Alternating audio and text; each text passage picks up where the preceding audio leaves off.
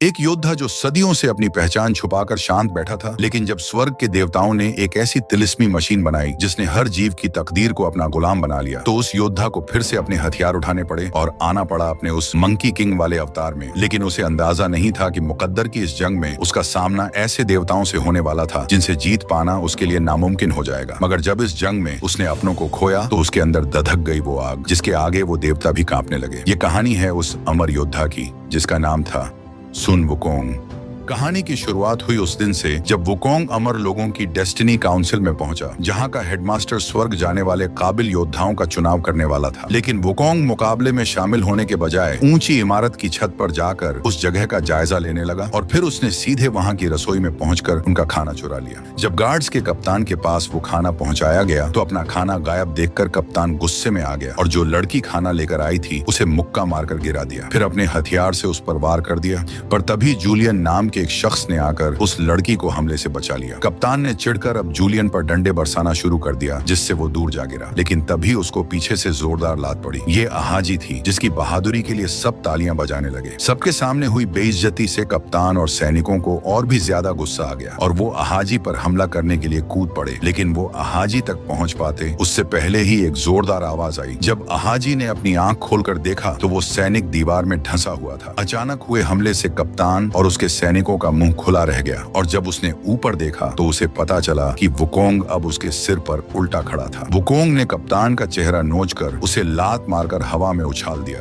हालात बिगड़ते देख और भी सैनिक वहां आकर वुकोंग को घेरने लगे। वुकोंग ने अपने सिर को जोर से हिलाया और उसके कान से लावा निकलने लगा। ये लावा उसके जादुई हथियार एक दहकती छड़ी में बदल गया। जैसे ही सैनिकों ने धावा बोला, वुकोंग ने अपनी छड़ी से आग का ऐसा विस्फोट किया जिससे सारे दुश्मन झटके से पीछे जा गिरे। जब स्वर्गीय सेना की जनरल को इस भयंकर लड़ाई की खबर मिली तो उसने अपने सबसे खास योद्धा तिएन को आदेश दिया कि वो जाकर वुकोंग को काबू में करे। वुकोंग अब उन जमीन पर पड़े सैनिकों को देखकर मुस्कुरा रहा था, पर तभी तिएन के उड़ते हुए खंजरों की आवाज सुनकर वुकोंग तिएन की तरफ मुड़ा। लेकिन तिएन ने बिना कुछ बोले अपने खंजरों से उस पर हमला कर दिया। उसके अनगिनत धारदार हथियार हर दिशा से वुकोंग पर वार करने लगे, लेकिन उन वारों को वुकोंग ने अपनी फुर्ती से आसानी से रोक लिया। जब तिएन को सीधा हमला करना मुश्किल लगने लगा तो ब्लेड मास्टर ने खंजरों से एक खौफनाक बवंडर बना दिया। इस तूफान से निकलने का कोई रास्ता न देख वुकोंग ने अपना डंडा जमीन पर मारा और उसे अपनी शक्तियों से आग से धधका दिया, जिससे उसकी छड़ी का आकार इतना बढ़ने लगा कि वो छत तक जा पहुंची। फिर वुकोंग ने अपने उस भारी हथियार को एक जोरदार लात मारी जिससे वो सीधा तिएन के बनाए उस तूफान को चीरते हुए उसकी तरफ गिरने लगा। तिएन जैसे ही इस हमले से बचा, वुकोंग ने वो विशाल छड़ी पकड़कर उसकी तरफ घुमा दी। तिएन हवा में छलांग लगाकर फिर से बच निकला, लेकिन अब वो खतरनाक हमला अहाजी की तरफ बढ़ रहा था। वो अहाजी को रास्ते से हटने के लिए चिल्लाने लगा, लेकिन अहाजी बिना किसी परवाह के वहां खड़ी रही। तभी अचानक वो डंडा एकदम से रुक गया और ऐसा लगा जैसे अहाजी ने सिर्फ एक उंगली से उसे रोक लिया हो। लेकिन दरअसल वहां एक और शख्स मौजूद था जो लड़की को बचाने के लिए उस हमले को रोके खड़ा था। अहाजी ने उसे अर्लेंग नाम से पुकारा। इसके बाद अर्लेंग ने वुकोंग का डंडा जमीन पर दे मारा और अपने ताकतवर दिव्य शक्तियों वाले हाथ को पीछे करके एक ऐसा मुक्का जड़ा कि वुकोंग का विशाल हथियार टूटकर वापस उसी छोटी छड़ी में बदलने लगा। वुकोंग ने भी अब गुस्से में आकर आखिरी हमले के लिए छलांग लगाई, पर अर्लेंग ने बिजली जैसी रफ्तार के साथ फिर से एक जोरदार मुक्का मारा और उस एक ही वार से वुकोंग हवा में उड़कर दूर जा गिरा और बेहोश हो गया। इसके बाद गार्ड्स ने वुकोंग को जेल में डाल दिया। अर्लेंग भी वही बेड़ियों में कैद था। दूसरी तरफ अहाजी ने जनरल के पास पहुंचकर शिकायत की कि आखिर अर्लेंग को जेल क्यों हुई, उसने तो बस लड़ाई को रोका था। दरअसल अहाजी उस जनरल की ही बेटी थी, पर उन दोनों के रिश्ते में दरारें थीं क्योंकि वो अपनी माँ की तानाशाही और क्रूरता वाली आदत से नफरत करती थी।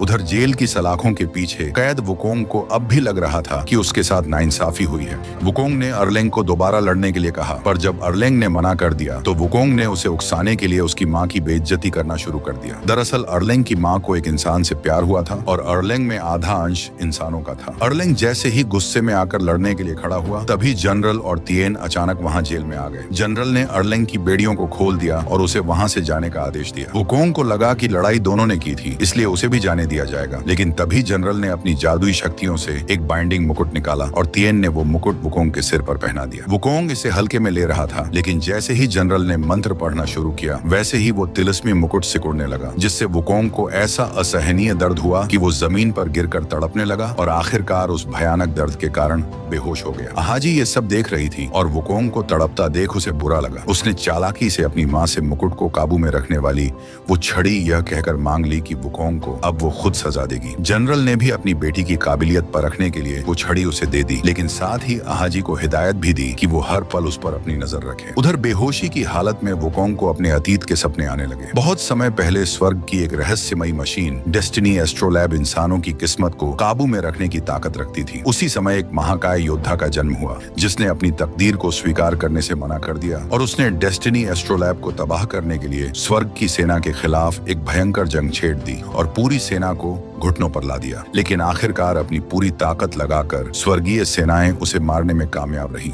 और उसके शरीर के टुकड़ों को पूरी दुनिया में बिखेर दिया, जो आगे चलकर फ्लावर माउंटेन बना। उसके हार्ट स्टोन से मंकी डीमन पैदा हुआ, लेकिन डेस्टिनी एस्ट्रोलैब ने उस योद्धा का अंश भांप लिया और पूरे फ्लावर माउंटेन को तबाह कर दिया। पर वो मंकी जिंदा बच गया था। एक बूढ़े देवता ने उस पर रहम खाकर उसे मौत के मुंह से बचा लिया और उसकी सारी शक्तियों को एक इंसानी रूप के भीतर कैद कर दिया ताकि उसे बाकी देवताओं के गुस्से से सुरक्षित रखा जा सके। उस बूढ़े देवता ने उसे वुकोंग नाम दिया। वुकोंग ने कसम खाई कि वो स्वर्ग से अपना बदला लेगा और डेस्टिनी एस्ट्रोलैब को तबाह कर देगा ताकि सभी इंसानों को उनकी किस्मत की जंजीरों से आजाद कर सके। उसी वक्त जनरल अर्लेंग को समझाती है कि उसकी इंसानी भावनाएं ही उसे अपनी तीसरी आंख खोलने से रोक रही हैं, जो उसे अपार और विनाशकारी शक्तियां दे सकती थी। अपनी माँ और अहाजी के लिए अपने प्यार को हमेशा के लिए भुलाकर ही वो सच में एक ताकतवर देवता बन पाएगा। जब वुकोंग की आंख खुली तो उसने खुद को अहाजी के सामने पाया। उसे लगा कि वो अब आसानी से उस मुकुट को हटा लेगा, लेकिन जैसे ही उसने कोशिश की वो मुकुट फिर से चमकने लगा और वो भयानक दर्द फिर लौट आया। जब उसे पता चला कि अब अहाजी ही उस मुकुट को काबू में कर रही थी तो वो गुस्से में अहाजी पर चीखने लगा। पर जैसे ही अहाजी ने वो राजदंड निकाला, वुकोंग ने पुराने दर्द को याद करके तुरंत उसके सामने घुटने टेक दिए। हालांकि ये वुकोंग की चाल थी ताकि जब अहाजी पास आए तो वो उससे वो छड़ी ले सके। लेकिन जब वो अहाजी के करीब आया तो उसने नोटिस किया कि अहाजी का दिल बहुत तेजी से धड़क रहा था। अब इन दोनों के बीच कुछ नया इमोशन जन्म लेने लगा था, लेकिन उसके लिए इस पनपते एहसास से भी कहीं ज्यादा अहम अपना वो अटूट वादा था जिसे पूरा करने की खातिर उसने देवताओं की इस सल्तनत में कदम रखा था। वो अब अपनी मंजिल के बहुत करीब था, क्योंकि अब यहाँ का वो हेडमास्टर सभी छात्रों को स्वर्ग की उसी रहस्यमयी मशीन को दिखाने ले जा रहा था। रास्ते में उन्होंने एक ऐसे पुल को पार किया जो देवताओं के इस लोक को इंसानी दुनिया से अलग करता है, और अगर कोई गलती से भी नीचे पानी में गिर गया तो उसकी सारी शक्तियां खत्म हो जाएंगी। आगे जाकर हेडमास्टर ने अपनी जादुई चाबी से उस सुरक्षित जगह का दरवाजा खोला और वो आखिरकार वहां पहुंच गए जहां वो अद्भुत मशीन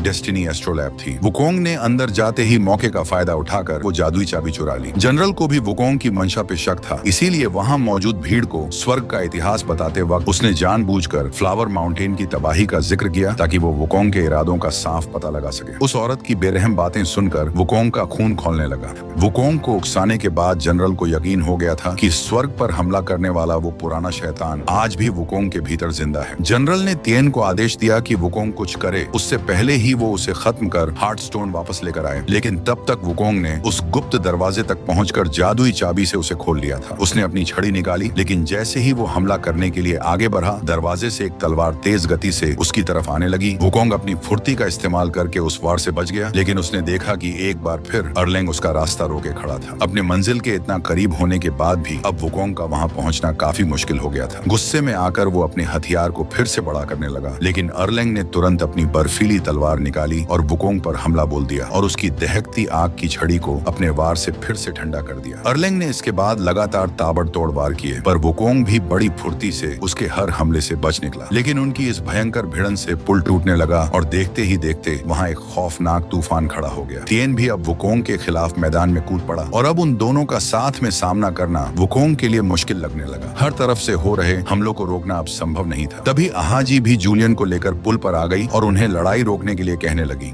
पर खुद को घिरा पाकर वुकोंग ने पूरी ताकत लगाकर अपनी छड़ी को जमीन पर मारा और फिर उसे इतना विशाल कर दिया कि वो पूरा पुल ही बिखर गया और वो सभी उस पुल से नीचे उस शक्ति खींचने वाले पानी में जा गिरे, जहाँ एक एक करके उन सब की दिव्य शक्तियां सोख ली गई। यहाँ से निकलकर अब वो पूरा गुट उस भारी भरकम हथियार के साथ आसमान चीरते हुए सीधा इंसानी दुनिया की उसी जगह जा गिरा जो कभी फ्लावर माउंटेन हुआ करती थी। होश में आते ही उन तीनों ने फिर से एक दूसरे से लड़ने के लिए अपने हथियार उठाने की कोशिश की, लेकिन जब वो हथियार उनसे हिल भी नहीं पाए तो उन्होंने एक दूसरे पर घूंसे बरसाना शुरू कर दिया। पर जल्द ही उन्हें समझ में आ गया कि डेस्टिनी ब्रिज को पार करते ही उनकी सारी दिव्य शक्तियां रफू चक्कर हो चुकी थी। उस घर के बाहर अब उस गांव के लोग भी इकट्ठा होकर हमले के लिए आगे बढ़ने लगे, क्योंकि उन्हें लगता था कि आसमान से आई हर चीज उनकी दुश्मन है। घर के अंदर वो तीनों अब भी एक दूसरे से भिड़ रहे थे। तभी जूलियन ने एक तीर मारा जिससे तेजी से बर्फ जमने लगी। वह उन्हें अपना क्रॉस बो दिखाने लगा जो बिना किसी जादुई ताकत के काम करता था, लेकिन तीनों ने फिर से लड़ाई शुरू कर दी। उनकी ये जंग तब रुकी जब गांव के ऊपर एक काला साया मंडराने लगा और अब वो गांव वाले अपनी जान बचाकर घरों में दुबकने लगे। दरअसल ये काला साया एक दानव था जो रोज सब कुछ तहस नहस करने के लिए आ धमकता था। वो बादल जैसा दिखने वाला राक्षस लोगों को एक एक करके दबोचने लगा। तिएन की नजर बाहर एक मासूम बच्चे पर पड़ी और उसे तब हैरानी हुई जब एक औरत ने उस बच्चे की जान बचाने के लिए अपनी जान की बाजी लगा दी। वो उनकी मदद के लिए अपनी पूरी रफ्तार से दौड़ा, उस बच्चे को अपनी गोद में उठाया और उन दोनों को अंदर सुरक्षित जगह तक पहुंचा दिया। पर तभी वो क्लाउड डीमन उसे जकड़कर अपनी तरफ खींचने लगा। इससे पहले कि वो राक्षस उसे पूरी तरह निगल जाता, एक हाथ उसकी तरफ बढ़ा और उसे रोक लिया। ये वुकोंग था जो अब अपने दुश्मन की भी अच्छाई देखकर उसकी जान बचाने लगा। अब अर्लेंग ने भी फुर्ती दिखाते हुए उसे थाम लिया, लेकिन अपनी शक्तियों के बिना वो सब मिलकर भी उस क्लाउड डीमन के सामने कमजोर पड़ने लगे। तभी अहाजी ने जूलियन के बनाए उस बर्फीले तीर से क्लाउड डीमन पर हमला कर दिया, जिससे उस दानव में बर्फ जमने लगी और वो पीछे हटने को मजबूर हो गया, लेकिन पत्थरों से टकराकर वो तीनों बेहोश हो गए। अगली सुबह जब वुकोंग की आंख खुली तो उसने देखा कि अहाजी ने उसे रस्सियों में जकड़ रखा है ताकि उनके बीच फिर से कोई लड़ाई ना हो। अहाजी ने वुकोंग और अर्लेंग को समझाया कि उन्हें इन गांव वालों की मदद करनी ही होगी, क्योंकि इन बेचारों ने बहुत दुख सहे हैं और वे उन्हें स्वर्ग से आए फरिश्ते मान रहे हैं। अर्लेंग को भी एहसास हो गया था कि उनकी मदद के बिना ये पूरा गांव तबाह हो जाएगा, लेकिन वुकोंग ने पहले तो अपनी अकड़ में उनकी मदद करने के लिए मना कर दिया।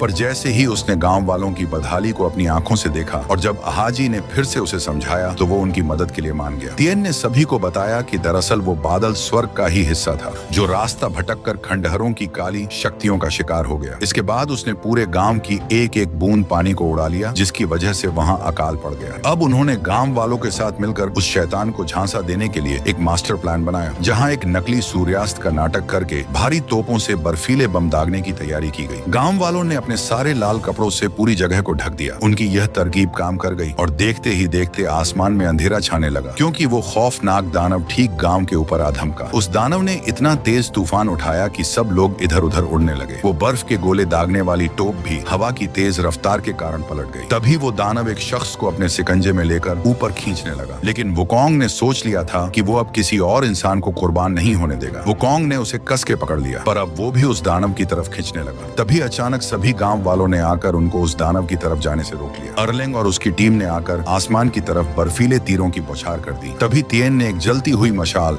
उन लाल कपड़ों के नीचे फेंक दी। आग की उस रोशनी से सूर्यास्त का जबरदस्त भ्रम पैदा हो गया और वो राक्षस अपने असली डरावने रूप में सामने आने लगा। वुकोंग ने भी गांव वालों के साथ मिलकर उस तोप को सीधा कर लिया, लेकिन निशाना लगाने के लिए वो तोप अब भी नीचे थी। वुकोंग की मदद के लिए अर्लेंग वहां पहुंचा और अपनी पूरी ताकत लगाकर उस तोप को उठा दिया। वुकोंग ने बिना मौका गवाए सीधा उसके मुंह पर जोरदार धमाका कर दिया। राक्षस पलक झपकते ही बर्फ बनकर सीधा गांव की तरफ गिरने लगा, जहां तिएन ने फुर्ती दिखाकर उसे एक लोहे के पिंजरे में दबोच लिया। बरसों तक जुल्म सहने के बाद आखिरकार उस दानव से आजाद होकर गांव वालों की खुशी का ठिकाना नहीं रहा। सब जीत का जश्न मनाने लगे, लेकिन उन्हें नहीं पता था कि उनकी किस्मत पहले ही लिखी जा चुकी थी। अहाजी भी वुकोंग के पास आई और गांव वालों की मदद करने के लिए उसे शुक्रिया कहा। अहाजी ने वुकोंग को एक प्यारा सा तोहफा भी दिया। वुकोंग के दिल में भी अब अहाजी के लिए फीलिंग्स आने लगी, लेकिन तभी जश्न के उस माहौल में जूलियन को कुछ अजीब लगा। तभी उसकी नजर सामने खड़े एक रहस्यमयी साए पर पड़ी जो काली रोशनी में लिपटा हुआ सबके सामने आ खड़ा हुआ। उसने जूलियन पर ऐसा हमला किया कि वो सीधा एक घर से जा टकराया। फिर उस रहस्यमयी शख्स ने हवा से बर्फ के हथियार बनाकर गोलियों की तरह जूलियन पर दाग दिए। लोग अपनी जान बचाने के लिए भागने लगे, लेकिन जिस घर में वो बचने के लिए छुपे वहीं वो बेरहम शिकारी भी भीतर घुस गया और उन मासूमों पर भी अपनी बर्फ की गोलियां दाग दी। तिएन ने उनकी मदद करने की कोशिश की, लेकिन वो हत्यारा उसके रास्ते में आ गया और उसके पूरे बदन को बर्फ के नुकीले टुकड़ों से छलनी कर दिया। वुकोंग को जब खतरे का एहसास हुआ तो वो भागते हुए वहां पहुंचा, पर वहां का नजारा देख उसके होश उड़ गए, क्योंकि हर कोई मारा जा चुका था। अर्लेंग ने वहां पहुंचकर जब वो मंजर देखा तो वो सन्न रह गया। वहीं पर अधमरी हालत में पड़ा जूलियन भी था, जिसने गांव वालों को न बचा पाने का मलाल लिए अपनी आखिरी सांसें तोड़ दी। उसी वक्त कई और हत्यारे बाहर आ गए। उन्हें देखकर वुकोंग ने अपना आपा खो दिया और अपने साथियों की मौत का बदला लेने के लिए उनकी तरफ बढ़ने लगा, लेकिन लेकिन उन्होंने वुकोंग पर बर्फ की गोलियों की बौछार कर दी, जिससे वो जख्मी होकर जमीन पर गिर पड़ा। तभी वहाँ जनरल भी आ गई। वो कहने लगी कि किस्मत के आगे तुम्हारी हर कोशिश बेकार है, क्योंकि इन लोगों की मौत पहले ही लिख दी गई थी। अहाजी भी दौड़कर घायल वुकोंग को अपनी माँ से बचाने के लिए वहाँ आई, लेकिन अपनी शक्तियों के बिना वो सब अब बेबस थे। जनरल ने अब एक आखिरी वार किया और वो जगह जो कुछ पलों पहले खुशी में डूबी थी अब अंधेरे में खो गई।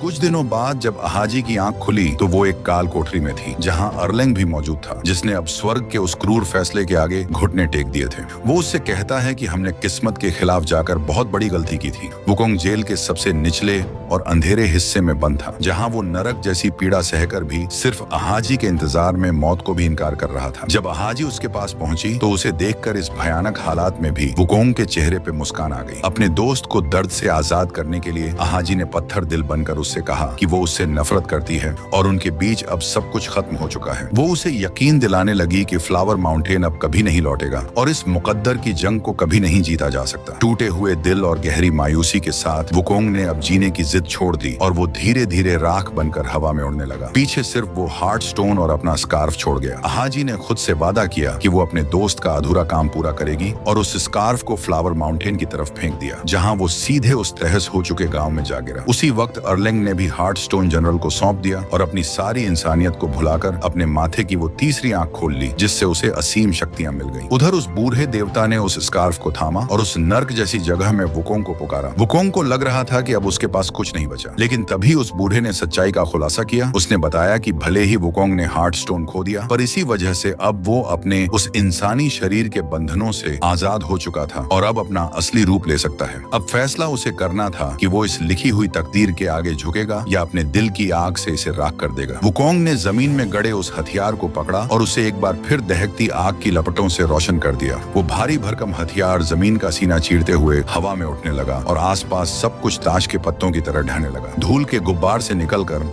अब वुकोंग ने मंकी डीमन का असली रूप ले लिया और उसकी छड़ी भी अब इस ताकत से धधकने लगी। वुकोंग ने अब उस क्लाउड डीमन को भी आजाद कर दिया। वुकोंग का ये रूप देखकर वो दानव भी उसके सामने रुक गया और एक वफादार साथी की तरह उसे अपनी पीठ पर बिठाकर देवताओं की उस नगरी की तरफ उड़ चला और वुकोंग सीधा स्वर्ग में एक मिसाइल की तरह उतरा। इतना तेज कंपन हुआ कि सब कुछ हिल गया। गड़बड़ महसूस होते ही अंदर खड़े कप्तान ने उसे सामने आने को कहा, लेकिन उसे नहीं पता था कि वो अपनी मौत को बुला रहा था। तभी छत चीरकर वुकोंग की छड़ी उनके सामने आ गिरी। वो कुछ कर पाते उससे पहले ही एक भयंकर धमाका हो गया और सारे गार्ड्स हवा में उड़ गए। कप्तान भी सीधा जमीन पर आ गिरा। तभी धूल के गुब्बार के बीच से निकलते हुए वुकोंग ने खुद को स्वर्ग के बराबर घोषित किया। वो अब पूरी तरह अपने असली अवतार में आ चुका था। वुकोंग ने अपनी छड़ी एक सैनिक की तरफ फेंकी जो तुरंत चकनाचूर हो गया। फिर उसने एक जंगली जानवर की तरह उन पर हमला करना शुरू कर दिया। वो एक एक करके उन्हें चीरने लगा। उसका हर एक वार उनके लिए मौत लेकर आ रहा था। गांव में मारे गए लोगों का बदला लेते हुए वुकोंग उनको टुकड़ों में बिखेर देता है। उसके अंदर का जानवर अब बाहर निकल आया था, लेकिन अब और भी ज्यादा सैनिक वहां आकर उसे चारों तरफ से घेरने लगे। पर तभी उन सैनिकों को धूल बनाते हुए तिएन भी वहां वुकोंग की मदद के लिए आ पहुंचा। अब उन दोनों की फुर्ती और ताकत के आगे वो पूरी सेना भी कम लगने लगी और वो सैनिक चंद पल्लों में ही खत्म होने लगे और वो पूरी सेना धूल में बदल गई। उसी समय अहाजी ने भी मौका देखकर अपनी माँ के इरादों को नाकाम करने के लिए डेस्टिनी एस्ट्रोलैब पर वार कर दिया, ताकि वो उसे हमेशा के लिए खत्म कर सके। जनरल के लिए वो मशीन अपनी बेटी से भी ज्यादा जरूरी थी। मशीन खराब करने से रोकने के लिए उसने अहाजी का गला पकड़कर उसकी छाती पर जबरदस्त ताकत के साथ वार किया। अहाजी दीवार से टकराती उससे पहले ही वुकोंग और तिएन दीवार तोड़कर कमरे में पहुंचे और वुकोंग ने अहाजी को पकड़ लिया। तिएन ने भी जनरल पर हमला कर दिया, लेकिन जनरल ने एक जादुई कवच बनाकर उसके सभी वारों को रोक लिया। तिएन ने अब अपनी सारी ताकत लगाकर आखिरी हमला किया, पर जनरल ने उन्हीं ब्लेड्स को वापस उसकी ओर फेंक दिया और फिर एक जवाबी हमला करके उसे एक दीवार पे दे मारा। जनरल का ये भयानक वार तिएन के लिए जानलेवा साबित हुआ और वो धूल बनकर इस दुनिया से गायब हो गया। अहाजी भी अब मौत के करीब थी। वो अब बस वुकोंग के साथ अपने आखिरी पल बिताना चाहती थी। दोनों ने आखिरी बार एक दूसरे को किस किया और अहाजी का शरीर धीरे धीरे हवा में गायब होने लगा। वुकोंग अब अपना सब कुछ खो चुका था। अपनी आंखों में आंसुओं के साथ उसने अहाजी का मुकुट उठाया और उसे अपने हथियार पर लपेट दिया। फिर सबकी मौत का बदला लेने के लिए वह जनरल की ओर बढ़ने लगा।